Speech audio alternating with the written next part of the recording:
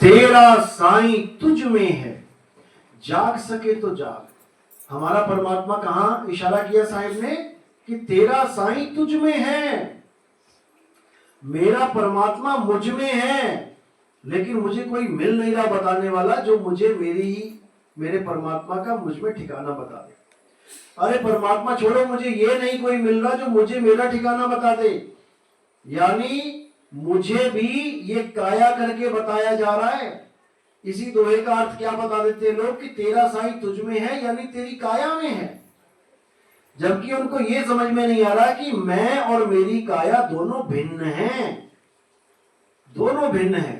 झटका करंट में है कि पंखे में है? झटका जो बिजली मारती है वो किस में है, करंट में है कि पंखे में है? करंट में है। लेकिन कोई कहने लगे कि पंखे में झटका लगेगा तो नहीं लगेगा, जब तक तार नहीं जुड़ी है जब तक नहीं लगेगा।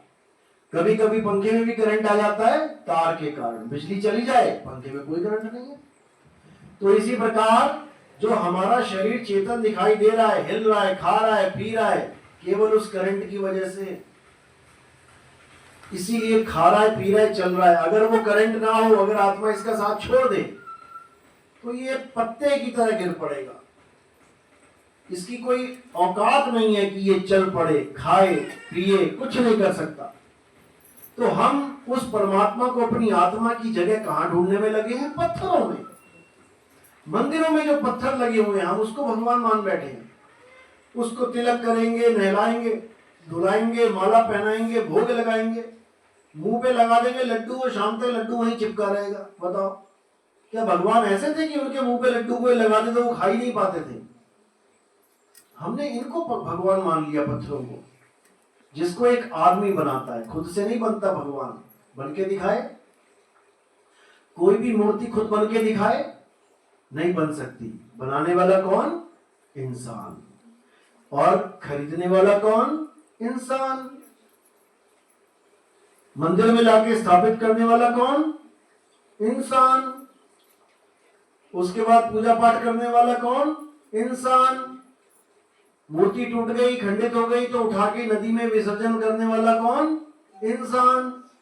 यानी सारा कुछ इंसान कर रहा है, और बना भगवान किसे दिया? एक बेजान मूर्ति को, जो खुद ना खा सके, ना पी सके, ना बोल सके, ना चल सके। आशीर्वाद भी लोगे तो हाथ ऐसे ही रहेगा, ऐसे नहीं हो सकता कि सिर पे हाथ ही धर दे। तो उसको हम भगवान मान बैठे हैं। लेकिन ये शुरुआती तौर पे समझ में आ सकती है बात की, चलो ठीक है, शुरुआत के लिए, यानी बच्चे को आम तक पहुंचाने के लिए, आम के बाग तक पहुंचाने के लिए किताबों वाला आम पढ़ाना पड़ता है। बच्चा स्कूल जाता है तो सबसे पहला क्या बोलता है? आ से अनार, आ से आम। अब वहां पे फोटो भी लिखी हुई है, बनी हुई है। आ से अनार भी बना है, आ से आम भी बना है, ई से इमली भी बनी है। लेकिन उस आम को खाओगे, कागज फाड़ के खा के देख लेना, स्वाद आएगा क्या? इमली बनी है तो खाओगे तो क्या मुंह चटकारा लगाओगे? नहीं लगाओगे। वो केवल एक निशानी है, संकेत है, एक डेमो दे रखा है कि ऐसी है इमली, ऐसा है आम। लेकिन वो आम और इमली लगे कहां पर है? वो घर से बाहर, स्कूल से बाहर किसी बाग में लगे हुए। यानी वहां तक पहुंचाने के लिए शुरुआत यहां से करवाई जा रही है। उसको पता ही नहीं होगा इमली नाम की कोई चीज है तो कहां जाएगा ढूंढने उसको। इसलिए शुरुआत में ब्रह्मा, विष्णु, महेश, हनुमान जी, गणेश जी, गोपाल जी, इन सब की पूजा करवाई जाती है ताकि आपको ये समझ में आ जाए कि भगवान नाम की भी कोई चीज है। कैसे है भगवान? ऐसे हैं भगवान। कैसे थे भगवान? ऐसे थे भगवान। यानी शुरू में कृष्ण जी से प्रेम, राम जी से प्रेम, हनुमान जी से प्रेम करने के लिए मूर्तियां बनाई जाती हैं, पूजवाई जाती हैं। लेकिन जब आप बड़े हो जाते हो तब आप वो किताब नहीं पढ़ते, आ से अनार और आ से आम, ई से इमली, नहीं पढ़ते। क्यों? अब वो पूरा ज्ञान समझ में आ चुका है कि वो अनार कहाँ है, वो इमली कहाँ है, वो आम कहाँ है। अब किताब थोड़ी नहीं पढ़ेंगे, अब सीधे बाग में जाएंगे। इसी प्रकार जब हमें समझ में आ जाता है कि ऐसे थे कृष्ण जी, ऐसे ऐसे लीला करी उन्होंने, तो उनकी लीला में एक ग्रंथ भी आ जाता है जिसको कहते हैं गीता। वो गीता ग्रंथ जब हम पढ़ते हैं, क्यों पढ़ेंगे? क्योंकि हमें कृष्ण जी से प्रेम हो गया है, गोपाल की पूजा करते करते हमें प्यार हो गया। अब उनकी वाणी भी पढ़ेंगे बड़े प्रेम से कि क्या बता रहे हैं। तब वहां क्या लिखा होगा कि हे अर्जुन, तू और मैं शरीर नहीं है, हम और तुम शरीर नहीं है, ना ही हम इस शरीर के अंग हैं। ये आंख, कान, नाक, मुंह, गाल, बाल, खाल, ये सब हम नहीं है, ये तो अंग हैं काया के।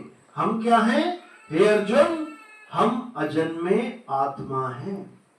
हमारा कभी जन्म होता ही नहीं, हमारी कभी मृत्यु होती ही नहीं। हम बार बार इस नई काया को धारण करके जन्मते और मरते कहलाते हैं, लेकिन जन्मते मरते नहीं है हम।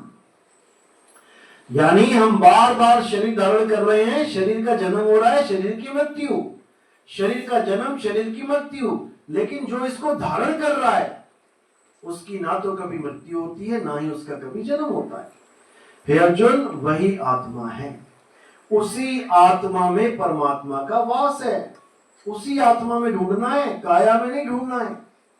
तो कहते हैं पहले अपनी आत्मा को लखो, उसमें मंथन करो, आत्मा के ज्ञान में रमण करो, तब जाकर तुम्हें परमात्मा मिलेगा। यानी वो परम अवस्था मिलेगी जिसके बाद तुम जीव अवस्था में नहीं आओगे, उसके बाद जन्म मरण खत्म हो जाएगा। तो इसी को बोला, आत्म चीन है परमात्म चीन है, संत कहावै सोए, और यह भेद काया से न्यारा, बूझे बिरला कोई। ये काया से बाहर का ज्ञान है, ये काया के अंदर का ज्ञान नहीं है। काया के अंदर के ज्ञान में जितने भी ऋषि मुनि, जपी तपी सन्यासी, ये सब इसी में बैठे रहे, इसी में ध्यान धरते रहे, इसी काया में परमात्मा को खोजते रहे, लेकिन जन्म बर्बाद करके चले गए, कुछ नहीं मिला। क्या मिला? वो मिला जो इस काया में विराजमान है। कौन है इस काया के अंदर? संतों तन खोजा मन पाया। इस काया के अंदर एक ताकत है जिसको मन कहते हैं। जो भी इस काया के अंदर गया भक्ति करने, भजन करने, ध्यान लगाने, उसको ये मन ही मिल गया। और ये मन कौन है?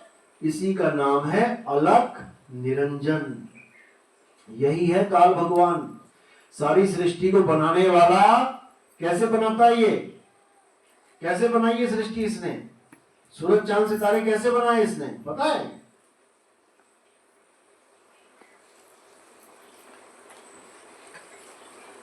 दृष्टि भ्रम से। दृष्टि भ्रम, ये तुम्हें दिख रहे हैं, है नहीं यहाँ पे। ये सूरज तुम्हें दिखाई दे रहा है रोज, लेकिन है नहीं यहाँ पे। इसी को कहते हैं जड़ माया। इसी को कहा गया है कि ये संसार एक सपना है। जैसे तुम सपने में होते हो ना, सपने में जैसे अभी सो गए, सपने में शेर आया, चीते आए, हाथी आए, घोड़े आए, तुम भागने लगे। भागते भागते भागते भागते जैसे तुम्हारी आंख खुली तो तुम्हारे बिस्तर पे कितने चीते, कितने शेर थे? कितने थे? एक भी नहीं। यानी जिसने तुम्हें दौड़ाया, जिसने तुम्हें भगाया, जिसने तुम्हें डराया, वो था ही नहीं। लेकिन तुम डरते भी रहे, भागते भी रहे, चिल्लाते भी रहे, चीखते भी रहे, और जब आंख खोली तो कुछ भी नहीं। यानी सब कुछ तुम्हें दृष्टि भ्रम के द्वारा दिखाया जा रहा है। जैसे हिरण को दूर रेत में पानी का पूरा सरोवर दिखाई देता है, पता है ना क्या कहते हैं उसको? मृग तृष्णा, मिराज कहते हैं अंग्रेजी में। सुना है?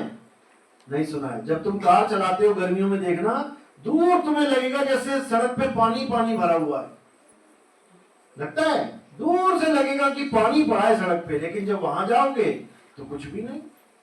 बस इसी तरह ये संसार है। ये जो तुम्हें दिख रहा है संसार, ये सब माया का खेल है, यहां पर कुछ है ही नहीं। जैसे ही तुम यहां से निकलोगे ये सब खत्म, तुम्हारे लिए, बाकियों के लिए नहीं, क्योंकि बाकी अभी इसी लोक में बैठे हुए हैं, यहां पे उनका दृष्टि भ्रम है। यानी कि इस माया को लांघने के लिए आपको माया से परे जाना पड़ेगा। माया में ही घुस के माया को नहीं लांघा जा सकता। माया क्या? जो दिखे सो माया। माया से बचना चाहते हो तो माया को त्यागना पड़ेगा। माया में आता है जो दिखे सो माया।